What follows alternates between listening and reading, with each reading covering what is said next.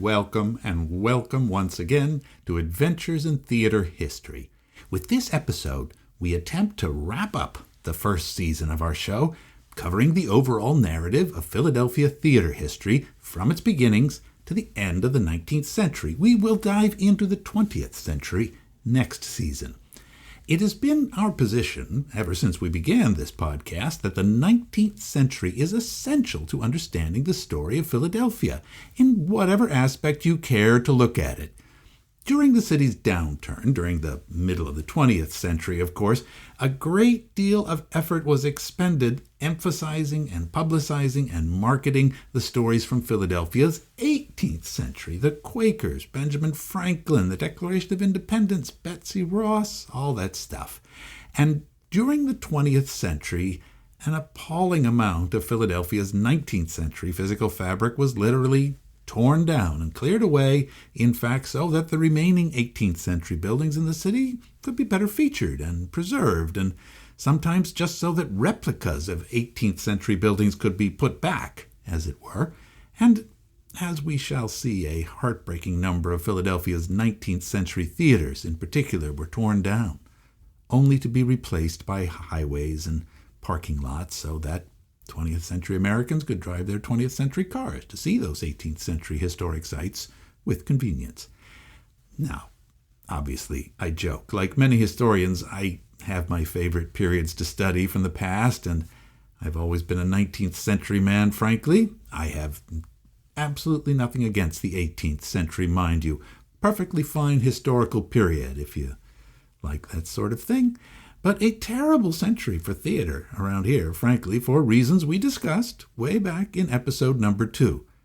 And as we continue into the next portion of our narrative, what's coming up is going to be absolutely great too. I promise not to sell the 20th century short, for goodness sakes. As for the 21st century, well, perhaps it's too soon to say, but I must admit that lately it has not been doing a very good job of making a great case for itself, has it? Shape up, 21st century. I mean, come on. But let's start our journey for today. I'm going to begin at about 1876, generally talk about the last quarter of the 19th century. Along the way, I'll be sharing with you a number of vignettes, many of them stories that I've already featured on our Facebook page, by the way, where I often try out material for the podcast first. So, follow us there or on Twitter, and you'll get a nice daily dose of Philadelphia theater history and nice little bites. But here on the podcast, of course, we go for the broad sweep. Okay, enough of this prelude. Let's head back once more into 19th century Philadelphia. Here we go.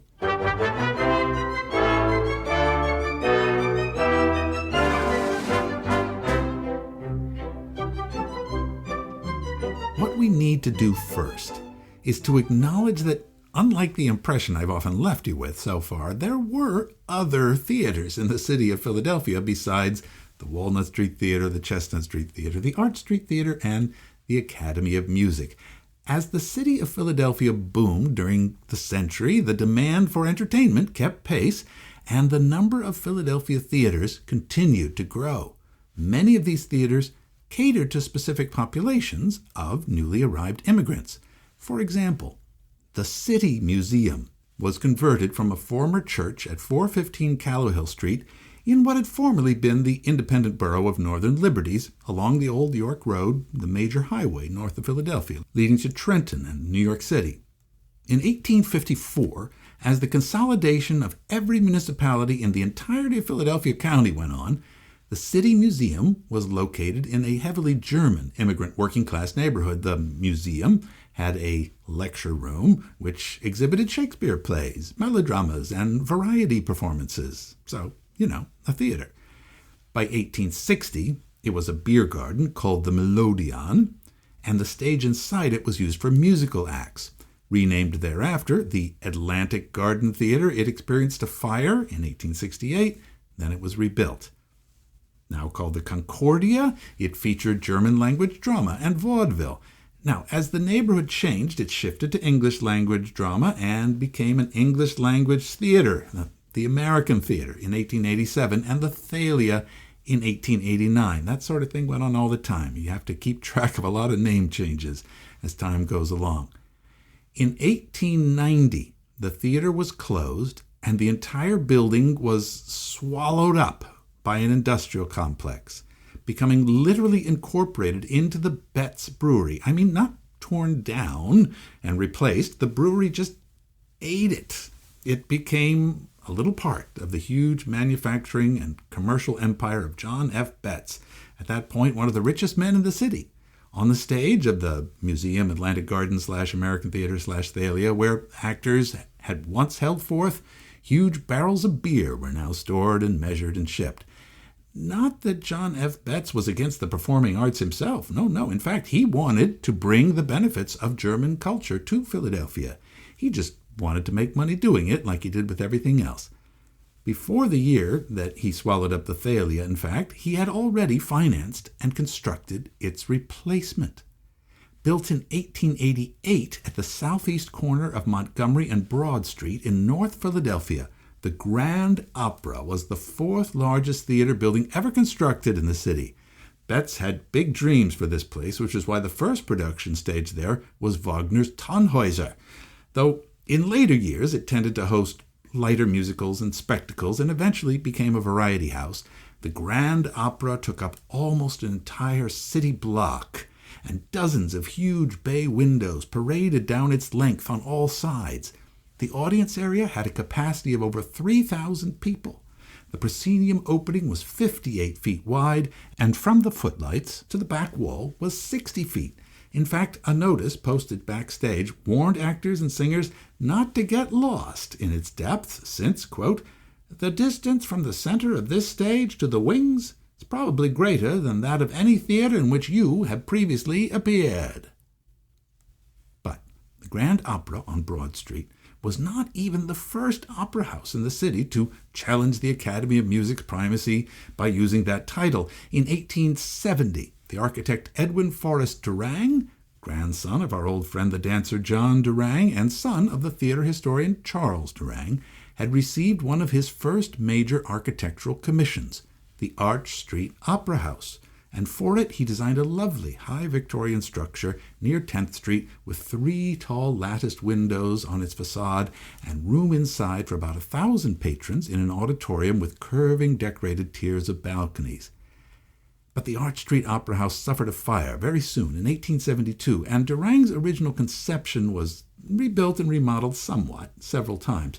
But unlike the Grand Opera on Broad Street, and like most opera houses of the 19th century, it never really hosted grand opera. Instead, over the years, it held minstrel shows, stock theater companies, Shakespeare, Yiddish theater, burlesque, and by the 1970s, Chinese action movies.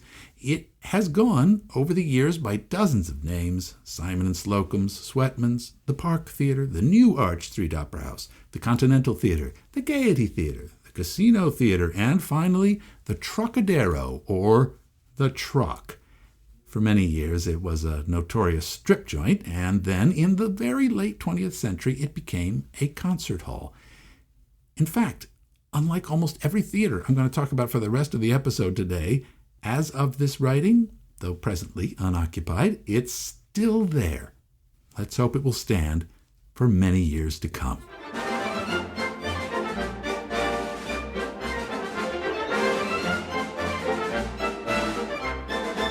Amongst Philadelphia historians, it's safe to say the Great Exposition of 1876 is seen as a major turning point when the city celebrated the 100th anniversary of its role in the founding of the United States with an enormous World's Fair that blanketed Fairmount Park in West Philadelphia. It was the signal for the beginning of America's dominance in world industrial and technological growth as the huge coreless steam engine that powered everything else in the park whirled away at its center. People from everywhere in the country came to see it, taking special trains on the railroad tracks that now snaked from everywhere else to Philadelphia. And between May and November of that year, 1876, 9 million people visited the fairgrounds. Also built in 1876 to attract some of these visitors, Kiralfi's Alhambra Palace was thrown up in the middle of town on Broad Street, in between Locust and Spruce, directly across from the Academy of Music. The architect was Frank H. Lowenholt, under contract for the flamboyant Hungarian-born theatrical producers Bolossi and Imre Kiralfi. The Alhambra's stage hosted the Kiralfi brothers' spectacular show Around the World in 80 Days, a musical extravaganza based on the Jules Verne novel. Next to the theater, the brothers constructed an outdoor Moorish garden with sculptures, lights, balconies, and rock formations, and an amphitheater that held additional musical and dance performances. Unfortunately, that summer of 1876 was extremely hot, and few of the crowds out at the fairgrounds really wanted to venture into the steaming city on most evenings to go see a show. And by the end of that year, the Kiralfi brothers gave up the Alhambra Theater and moved their future operations to New York City from then on. However, after the exposition was over, under new ownership, it was rebuilt and renamed the Broad Street Theater. By long-standing Philadelphia tradition, a theater needs to be known by the names of the streets that it's on, though it retained its startling Moorish design, pointed arches and bright colors, challenging the more restrained German architecture of the Academy across the way for decades, and although its elaborate interior made for problematic audience sightlines, the Broad Street Theater nonetheless was regarded over the next 50 years as the premier theatrical space in the city, hosting performances by Edwin Booth, Sarah Bernhardt, Lillian Russell, Ethel Barrymore, and many, many others. Speaking of hotspots in the city, Fox's American Theater, a 1,600-seat auditorium, now occupying the old location of the Pennsylvania Academy of Fine Arts on Chestnut Street between 10th and 11th, was certainly a hot spot for single gentlemen. Variety shows of a more interesting nature dominated that stage, just the sort of thing that was playing in many temporary performance venues near the exposition hall itself. In 1877, the next year, as we noted back in episode 12, Fox's American Theater became a very hot spot indeed. Catching fire and suffering a great deal of damage, it was rebuilt in 1878 and began calling itself the Chestnut Street Opera House, that flexible term once again, now hosting musical comedies and somewhat more respectable fare than previously, and a sign on its facade placed by its manager, George Goodwin, insisted that it was now a family resort. George Goodwin was also the manager of the Walnut Street Theater, by the way, and tried to attract crowds away from the exposition to that old house too, hoping to capitalize on its relative proximity to Independence Hall and the Liberty Bell. On the 4th of July, 1876, the streets around the theater were indeed packed with people, and the air in the evenings was full of the sound of fireworks. It was on this patriotic occasion that the Walnut Street Theater first began to market itself not only as the oldest theater in the city, but as the, quote, oldest in America, a slogan that would remain emblazoned on its facade for many years thereafter and on many marketing campaigns ever since. Whether that claim was true or not, and it mostly is, the historical interest it generated in 1876 was apparently not enough to draw too many crowds inside. Even the appeal of seeing the well-known comic actor E.A. Southern as he played the character of the silly aristocrat Lord Dundreary, with his famous enormous side whiskers, in the play Our American Cousin at the Walnut Street Theater was not enough. And when the crowds failed to appear during the heat of that July, Southern fell ill and abandoned the run of the show. Tony Pastor arrived from New York to fill in the rest of the summer with his vaudeville troupe instead. In November 1876, as the exposition finally closed and the weather cooled considerably, the Walnut had more success with the burlesque Edward Rice musical Evangeline, perhaps one of the first full-length musicals ever written, whose book was loosely based on the Longfellow poem about French Acadians expelled from Canada. Now, this wasn't a sad show. The production also featured a dancing heifer, an amorous whale, and a lone fisherman who wandered wordlessly around the stage, carrying his telescope. For this particular occasion, however, a patriotic song was inserted into the show's score, accompanied by a swirling display of American flags. The musical, Evangeline, which was built rather along the lines of a musical review at Harvard's Hasty Pudding Club, was somewhat charmingly idiotic, reported the Philadelphia Times, but the paper allowed that the songs were good and that the stage business was very funny.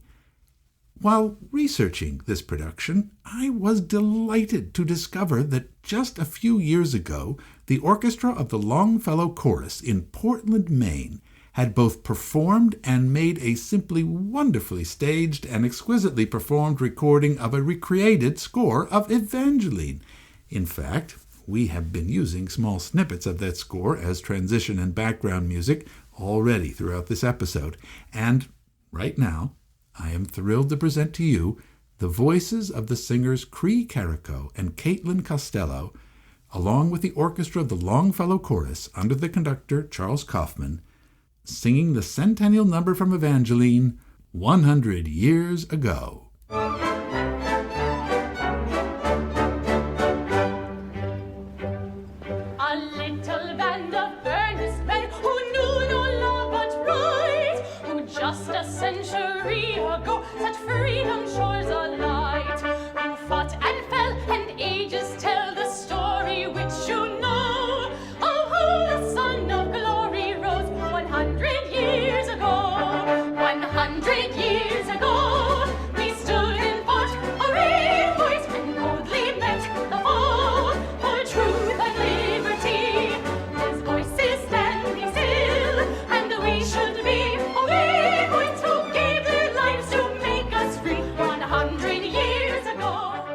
In 1876, Philadelphia's population stood at 817,000 people, and over the next 25 years, the number of Philadelphians would grow to 1.3 million, the third largest urban population in the United States.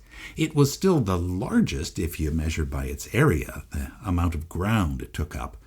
Block after block of houses and apartments were thrown up as the city's street grid expanded throughout the enormous area of Philadelphia County. Soon there was almost no undeveloped land in many parts of town, certainly not in the broad plains of South Philadelphia or the rolling hills of West and Northwest Philadelphia along the Schuylkill River.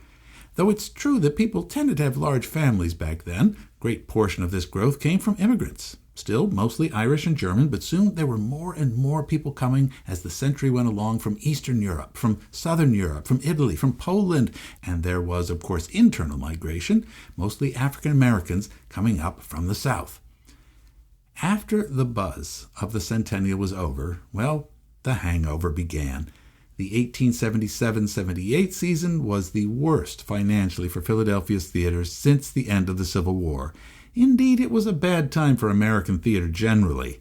Road companies found themselves stranded all over the country, abandoned by their managers who hadn't gotten enough at the box office to pay the train fare. And even the resident stock companies, like those of the Arch Street Theater in Philadelphia, were being let go. Louisa Lane Drew sadly dismissed her regular acting company in 1878, as did John Sleeper Clark at the Walnut Street Theater in 1879. Most of these actors moved to New York City, which was the place to be when the national touring companies started booking again. There was one of the few resident stock companies left in the city at the Grand Chestnut Street Theater, also known as Haverly's, which was in a more fashionable district for playgoers than the increasingly dowdy old Walnut and Arch Street houses over to the east. But there was drama of many different kinds there.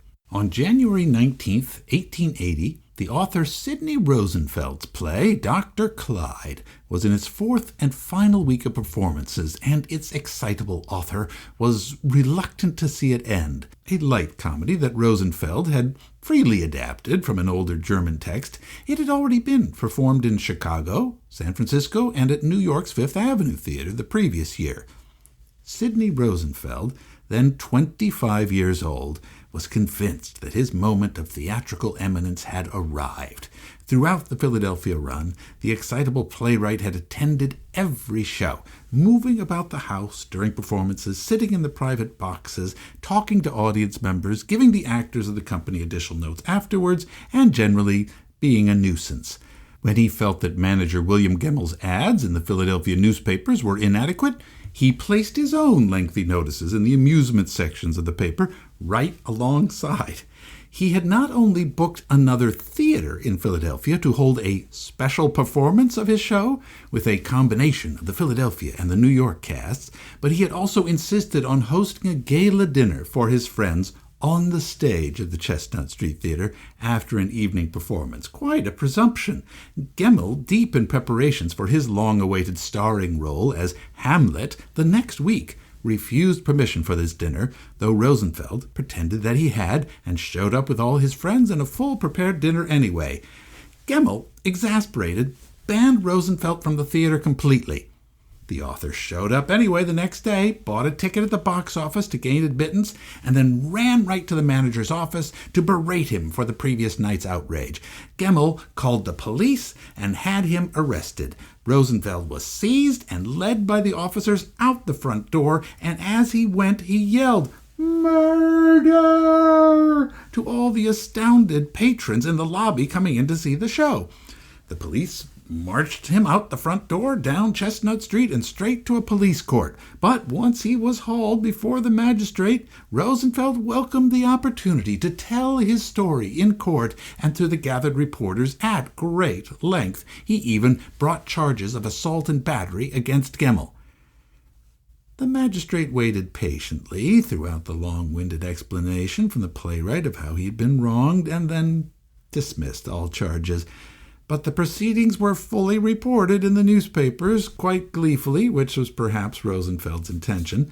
The playwright continued to attend every remaining performance of Dr. Clyde until the run ended at the end of the week, and apparently Gemmel thereafter just simply ignored his presence, waiting for the welcome day when Rosenfeld's extended siege of the premises would end. William Gemmel's Hamlet was indeed staged at the Chestnut Street Theater the following week. Notices were generally approving, but it proved to be the peak of the 40-year-old actor's career. Eventually, he left the Chestnut, exhausted by the duties involved in both acting and management, including taking care of high-maintenance playwrights, presumably.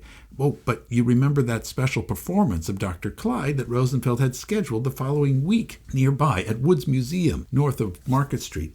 Oh, that never came off, when the company's actors, whose appearance he had confidently advertised in the papers, completely failed to show up. In fact, it seems that Gemmel had paid them not to come. Hamlet always plays the long game, gets his revenge in the end. But Rosenfeld, undaunted at the empty stage, just stood up and gave an extended speech to his friends and supporters who had assembled. The regular company at Wood's Museum obligingly put on their own show for those few audience members who remained. Let's spend some more time looking at just that 1 month, January of 1880, of this period in Philadelphia theater history, because it gives us a nice snapshot of the era. In that same month, Franz von Suppe's comic opera Fatinitza, produced by the H.B. Munn Comic Opera Company of Boston, continued its successful run at Mrs. John Drew's Arch Street Theater. The company had already brought the show to Philadelphia the previous year and was back again for a return engagement. For her part, Mrs. Drew, who no longer had her own resident company to look after, was happy to book any touring combination whose receipts might keep her shareholders happy. Fortunately for her, Fatinitza, with its exotic settings and fashionable Viennese music, proved to have maintained its popularity. It was a right jolly welcome that Mann's Comic Opera Company had at the Arch Street Theater last night, reported the Inquirer.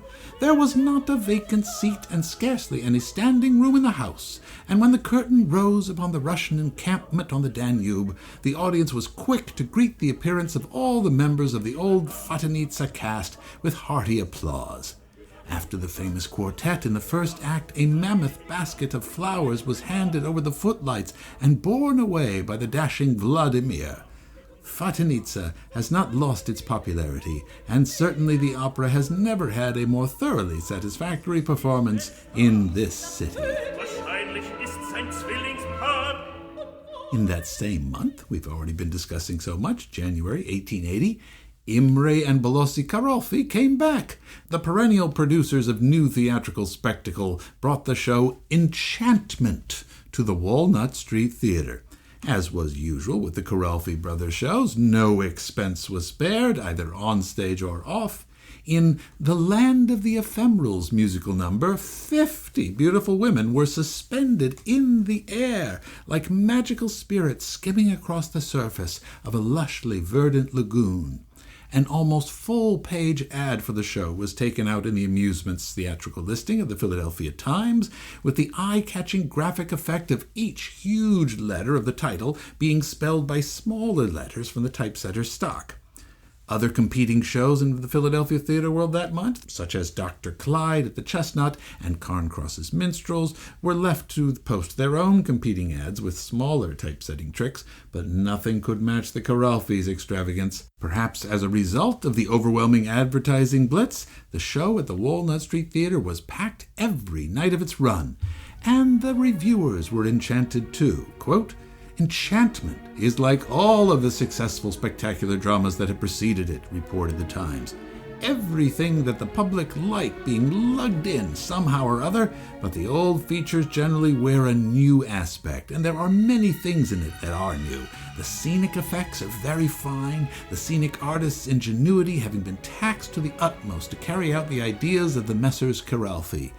The scenes in the Land of the Ephemerals, where all created things are supposed to have an existence only 12 hours in the duration, are wonderfully striking. Before the eyes of the audience, the bare limbs of the trees put forth their buds, develop full foliage, and fall into the sere and yellow leaf of autumn. A house is gradually covered in ivy, and its roof acquires the moss that comes with age and the swift passage of the ephemerals from the period of life to another in the course of a few hours." In the years after 1880, the management of Philadelphia's major theaters began to consolidate in a manner that was to have great implications for the long-term future of American show business. J. Fred Zimmerman, who had started out as a 20-year-old usher at the new Chestnut Street Theater back in 1863, over the next 2 decades, he had slowly been building his career, working in the box office and then becoming a booking agent for touring shows. He went into partnership with Samuel F. Nerdlinger, who, for business purposes, went by Samuel Nixon. Together, the two men formed the Nixon and Zimmerman theatrical firm and bought the lease for the Chestnut Street Theater as William Gemmell exited the scene. In 1882, George Goodwin died, and his widow sold Nixon and Zimmerman the leases to both the Walnut Street Theater and the Chestnut Street Opera House. And soon they'd acquire the Broad Street Theater as well. Now in control of all 4 major theater spaces in Philadelphia, they began buying up theaters elsewhere in Pennsylvania, Ohio, and West Virginia. The roots of the future theatrical syndicate were beginning to take shape.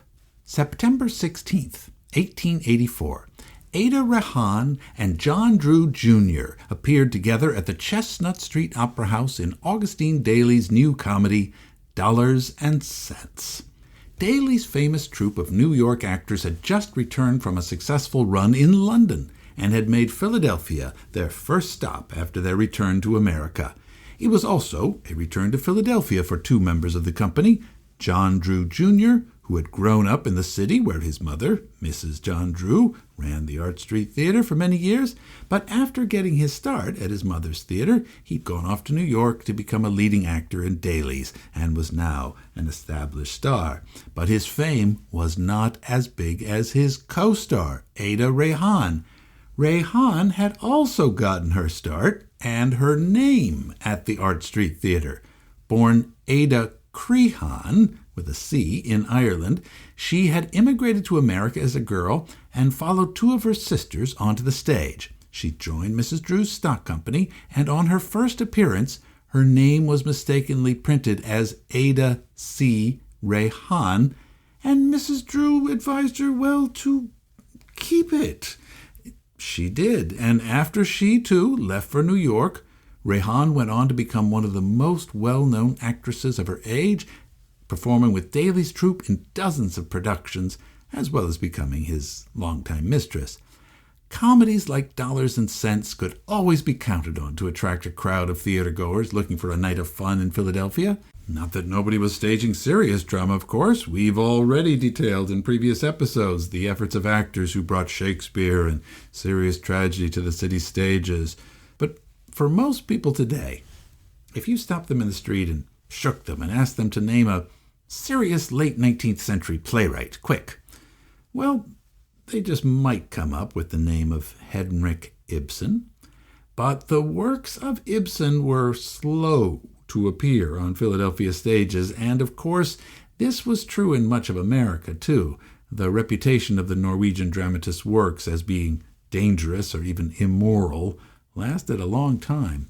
The first presentation in Philadelphia of Ibsen's play A Doll's House, under the title A Doll's Home, was at the Broad Street Theater by the touring company of actor-manager Richard Mansfield, who made regular trips to Philadelphia, but who only dared to present Doll's House on a Wednesday matinee on November 6, 1889, over 10 years since it had first been written.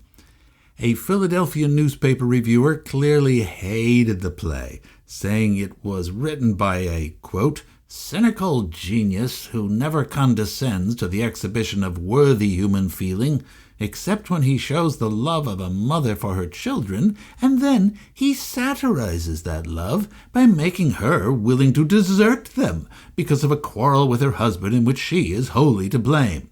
Close quotes. There's no record of the play being presented again in Philadelphia until a brief production at the Walnut in 1895, and then not again until well into the 20th century. An even more controversial play of Ibsen's from that period, known in English as Ghosts, was generally regarded by one and all as disgusting or revolting after it was published in 1881 because it mentions venereal disease and incest. It was available only in printed form in Philadelphia until 1913.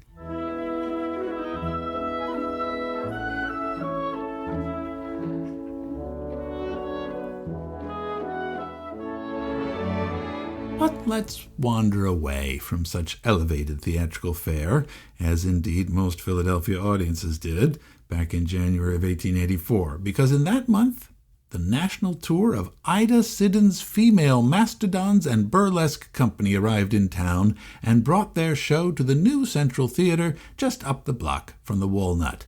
Ida Siddons was a variety artist and burlesque impresario who was born in Niagara Falls, New York in 1857. She first appeared on stage as a singer and dancer in 1879. Besides being the owner of a lovely figure, which often got her featured in such early gentlemen's magazines as The Police Gazette, she had a head for business as well. As national vaudeville and burlesque circuits became organized across America during the 1880s, she was soon touring with her own burlesque company. Now, this was quite an accomplishment, since there weren't that many companies run by female managers in those days. Ida was married to a man named Paul Hamlin, but it's unclear how much he was involved in the business at all. Burlesque did not have quite the connotations in the 19th century that it would later acquire in the 20th. Though it definitely featured lots of young ladies showing legs and a bit of skin, it did not yet use striptease. Instead, companies of women would skillfully parody or imitate famous operas, musicals, and other plays. Nonetheless, exhibiting a coy sexuality on stage was certainly one of the genre's chief allures, and the girl in the swing trope that Ida Siddons was often to employ was ever popular. Now, one of the genres that burlesque artists might parody was also minstrel shows. And as we've heard in previous episodes, the minstrel show, which had been a principal form of popular entertainment in America since the 1840s, was evolving in the 1880s as African-American minstrel companies became increasingly popular and successful. Premier-level white minstrel companies were actually dropping blackface, and instead they were relying on the huge number of performers filling up the stage and their huge production values to make an impact. And these were often termed mastodon companies because of their large size. The mastodon shows are what is being parodied in a poster now in the collection of the Pennsylvania Historical Society, a copy of which I will post on the blog for the episode of our website, www.aithpodcast.com. The link is in the show notes. In this poster, which needs a bit of unpacking, you can see Ida in the center acting as the interlocutor, the one who sets up the jokes. Billy's Dream is written across the lyre that decorates the front of her seat, presumably the name of this particular skit. A row of people sitting on chairs, typical of minstrel shows, are arranged in a semicircle downstage on either side of her. 2 women in male drag sit directly on either side of sit-ins, and 8 other women in formal gowns and long gloves flank them. These carry fans instead of the musical instruments you might expect. Presumably the theater's regular orchestra, unseen here, would provide the accompaniment for the songs. But then there are 2 other white women in the poster in blackface playing the Endmen, Mr. Bones and Mr. Tambo. This seems to be some sort of tribute to old-time minstrelsies because they are dressed in the male attire of the 1850s, the period when the minstrel show genre first became wildly popular. In the poster, they're shown tossing tambourines across the stage to each other. Across the top of the poster, 13 women swing away, legs on display, and wearing corsets and elaborate hats. And actually, these 13 are probably Ida and the very same women in the foreground, but now they're shown again, doing that swing routine. In the far background, for whatever reason, more people are rowing in a fancy barge in what looks like a Venetian lagoon. 2 featured performers are depicted in isolated lunettes at the top corners of the poster. Well, overall, quite a lot to unpack there, isn't it? But that's why we provide this public service. Ida Siddons toured the country for many years with various iterations of her burlesque company. In June of 1893, she was back in Philadelphia, but now appearing at the more grungy 8th Street Theater north of Market with the, quote, Nibs French Burlesque Company. Ida Siddons in this company did her own solo serpentine dance, and Charles Boyle and his Dancing Quakers were on the bill. The show ended, according to the papers, with a grand finale featuring the entire company that was entitled His Nibs and Knobs, which the ads promised will have elegant costumes and appropriate scenery. In fact, by this point, this section of 8th Street, just to the west of Franklin Square, had about 10 theaters of this particular type that often hosted burlesque and low melodrama, including the Lyceum, the Gaiety, Four Paws, so forth. Melodrama, burlesque, minstrel shows, surrounded by a lot of flop houses, billiard halls, drug dens, prostitution, frankly. Though Ida Siddons may have aspired to a sort of elegance on stage, she couldn't help the fact that outside the doors of her venue, this entire area of Philadelphia, sometimes called the Tenderloin by this point, had an increasingly unsavory reputation. No wonder Louisa Lane Drew, who had always fought so hard in her earlier career to preserve the respectability of the theater business, had become eventually resigned to just giving up the management of the old Art Street Theater in the early 1890s. There was just no moving the old place away from its present surroundings.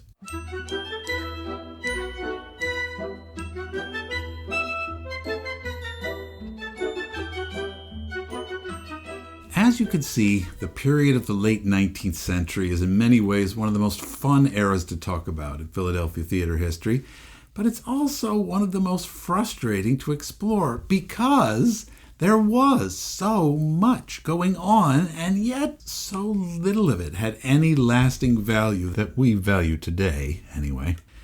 The amount of melodrama, although deftly staged and lavishly produced, is just staggering. Also staggering is the simply amazing number of large theaters that get constructed in the city over a period of just a few short years. It's hard for me to even keep track of them. Now, I don't want to just list every one of them to you here because that's just exhausting, frankly. Instead, I'll do my best to give you a quick story about many of them. June 1888. Ground was broken on South Street for the tall Romanesque frontage of the Standard Theater. The theater's owner, William Gallagher, had decided to run it as a variety theater that intended to attract a white crowd, even though its location was then smack in the middle of an African-American neighborhood. Construction on the Standard Theater went quickly, and it was ready for its grand opening on September 8th, just 3 months later. Miss Minnie Maddern appeared in her popular touring production of the play Caprice. Just 1 month after that, the Kensington Theater opened at the corner of Frankfort and Norris Streets on the northeast side of town. A blocky 4-story brick structure, the Kensington fit right in with the neighborhood's factories and warehouses. The original capacity of the Kensington was for about 1,900 people, and the first show booked for its largely working-class audiences was Hoodman Blind. Ticket prices ranged from 75 to just 15 cents. In the spring of 1889, Israel Fleischman, a sometime business associate of Nixon and Zimmerman, who we talked about earlier, opened the 1,600-seat Park Theater at the corner of Broad and Fairmount in North Philadelphia. Like the Kensington, it was built entirely with electric lighting, both in the house and on stage. For its opening show, an actress the newspapers described as buxom Miss Annie Pixley played in a sprightly and somewhat naughty farce entitled 22 Second Floor. The next week's bill would be changed to 2 melodramas, Zara and The Deacon's Daughter. November 4th, 1889, the Boston vaudeville impresario Benjamin Franklin Keith opened up the Bijou, his first theater in Philadelphia, whose rapid construction had been hampered only by a steelworkers' strike in Pittsburgh earlier in the year, which had delayed delivery of its crossbeams. The policy of the house would be a very interesting novelty for the city of Philadelphia. Continuous vaudeville. That is, from 12 noon to 10:30 p.m. 6 days a week, there would always be a show going on. Come in anytime you like and stay as long as you want. Every convenience for the comfort and enjoyment of our patrons has been provided, said Keith. But despite all this luxury, seats could be purchased for 25 cents in the orchestra, 20 cents in the balcony, and the gallery was only a dime. August 23rd, 1890, the brand new People's Theater opened at the corner of Kensington Avenue and Cumberland Street. It could hold 2,300 people in its large auditorium and was designed to support the melodramatic, spectacular shows of the day. Another large brick box of a building, nonetheless, it featured a fan-like marquee that beckoned theatergoers indoors. March 30th, 1891. The new Girard Avenue Theater opened to the public, nestled amidst the Northern Liberties neighborhood that was already home to many German-American families and was now also quickly filling with newly arrived Jewish immigrants from across Eastern Europe. The elegant new Girard Avenue Theater was designed by the most prominent theater architect in the country, John Bailey McIlpatrick. The front lobby and the facade, topped by an ornate cornice over a series of 4 rounded windows, was on Girard Avenue and Marshall Streets, just to the west of 7th. When the first patrons arrived at the theater, they entered through an ornate tin and cast iron facade on the street front and then walked through 3 narrow rococo lobbies that led to the back of the block, and where there was a spacious 80 by 132-foot, 900-seat auditorium with 2 horseshoe balconies decorated with plaster forms, a 70-foot-high frescoed ceiling painted blue, silver, and white. The theater, again, had all the latest theatrical equipment. Dazzling electric lights lit the interior instead of the old dangerous gas lights that had often proved such a hazard to other theater structures. And to inaugurate the new theater, the manager had hired one of the most famous names in American show business, the great actor James O'Neill, who would, of course, perform his signature role in Alexandre Dumas' drama The Count of Monte Cristo on the theater's opening night. As an earnest of the management's policy, the engagement of the celebrated actor will prove highly satisfactory, wrote the Inquirer in a preview article. He is not only gifted in his profession, but deservedly popular in Philadelphia, where he has achieved triumph after triumph for a series of years. In fact, James O'Neill had been performing the role of the Count of Monte Cristo for quite a while now. It was his bread-and-butter role, and as much as he wanted to, he couldn't escape it. The money was too good. Although he was offering the public another play in repertoire, Robert Landry, later in the week, everybody came to see him do the Count. O'Neill's wife, the long-suffering Mary Ellen, or Ella O'Neill, knew her husband's routine all too well. While he was at the theater, she was ensconced in a nearby hotel, probably the Eagle Hotel at 6th and Girard, with their 2-year-old son, Eugene. The couple's eldest son, Jamie, was off at a boarding school, and their second son, Edmund, well, he had been dead for several years now, a fact which Ella tried to forget, along with what she regarded as her sordid and vagabond domestic life.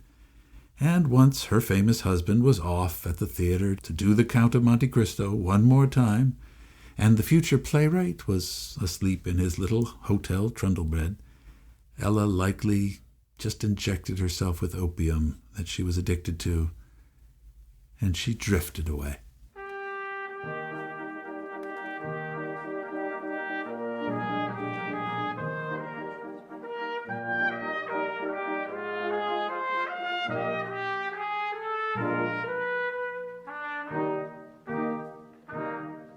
In American show business, just like the real estate business, the 3 most important words, however, were location, location, and location. The Empire Theater, built on the southeast corner of Broad and Locust, directly across from the Academy and just north of the Broad Street Theater, was constructed in 1891. Looking like a fantasy of a Spanish medieval castle with thick walls, huge pointed turrets at each corner, and a gallery of colonnaded windows across the top in a style that was described as modified Moorish. Amazingly, this sturdy-looking structure, which looked like it could withstand a siege, lasted only 8 years, after which its interior was ripped out and its foundations reused to become the base of the huge new Walton Hotel that was built right on top of it.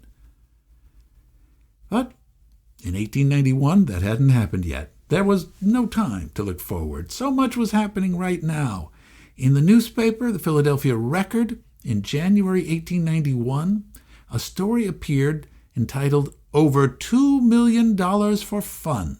Philadelphia is a great theater-going city."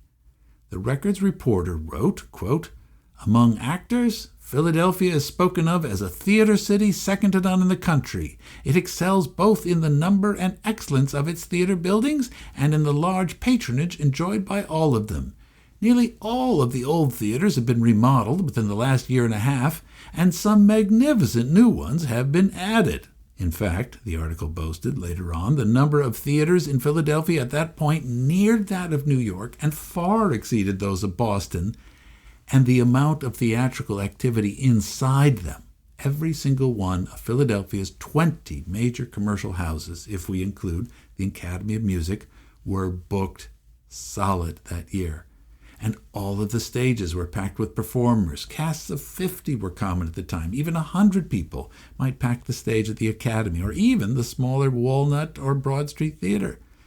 And over the course of a 40-week theatrical season, calculated the reporter for the Record, the overall attendance at plays in the city was 5 million people. Now this meant the average Philadelphian of the day attended the theater at least 5 nights a year.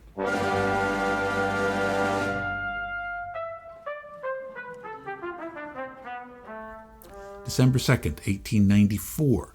The Mask and Wig Club, the all-male student comedy theatrical association at the University of Pennsylvania, opened its new clubhouse on 310 South Quince Street to the east of Broad.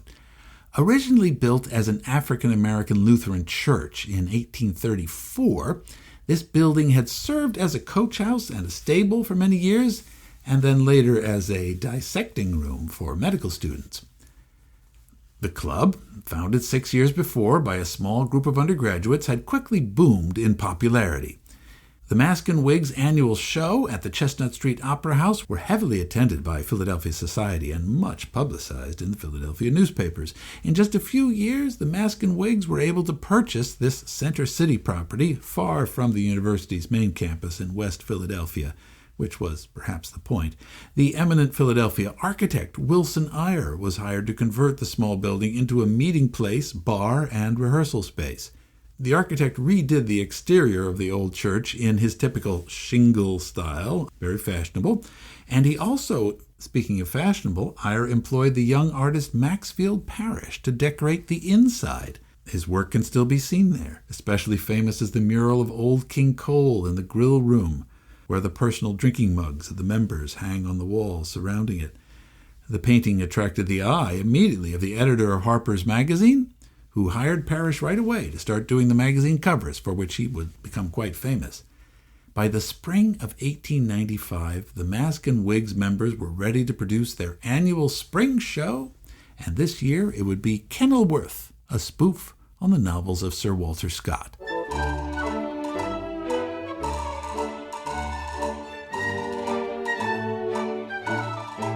Well, at last we've arrived at what I'm using as the end point of this episode, detailing this entire amazing period in Philadelphia theater, of which I've only described 1/1000th of what actually went on.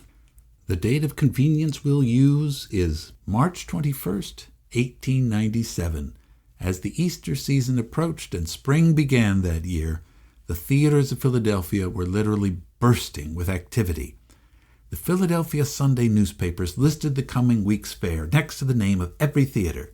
The Gay College Girls, for instance, was at the Art Street Theater, an offering matched evidently by At Gay Coney Island at Gilmore's Auditorium on Walnut. Forepaws Theater was offering the old melodrama standby, The Wages of Sin, while at the Gerard one could find The Comforts of Home.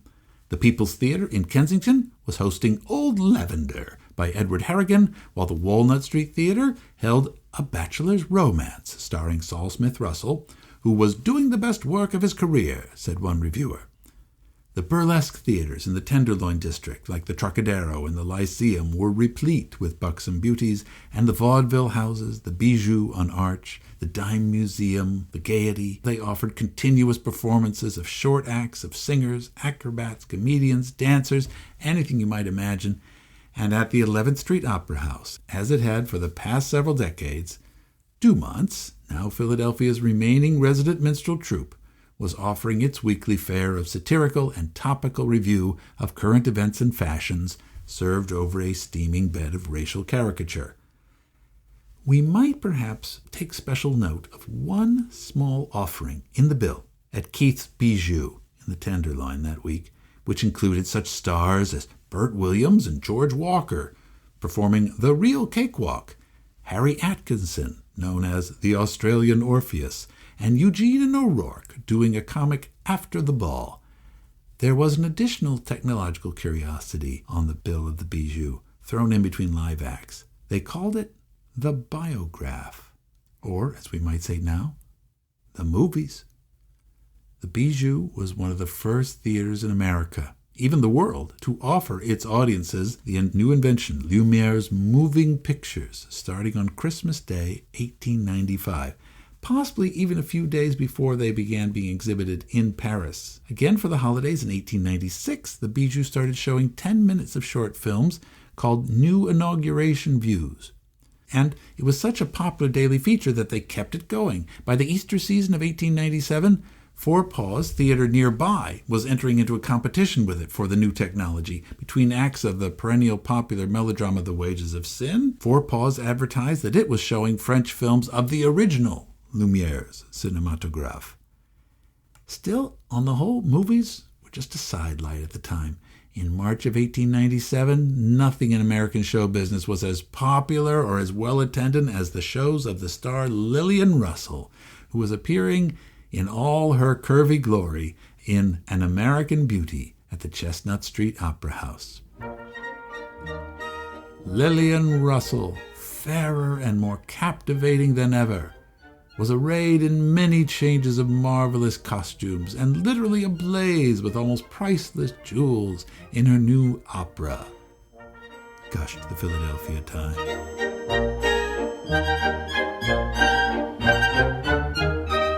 In the spring of 1897, it was the best of times for live theatrical entertainment, not just in Philadelphia, but everywhere in America. Everyone in the audience and everyone on the stage thought this was normal. it would just go on and on and on, forever. Why not? As far as everyone knew, it could always be just like this. As for what actually happens next, well, we're going to leave telling that story for now, on the cusp of the 20th century. We'll take a few months off here from researching and writing episodes. This is the end of Season 1. Now, don't take us off your podcast feeds, please. We'll still be putting out exciting episodes over the intervening few months. We'll be sharing interviews with theater historians and many actual theater artists and participants in the story of Philadelphia theater.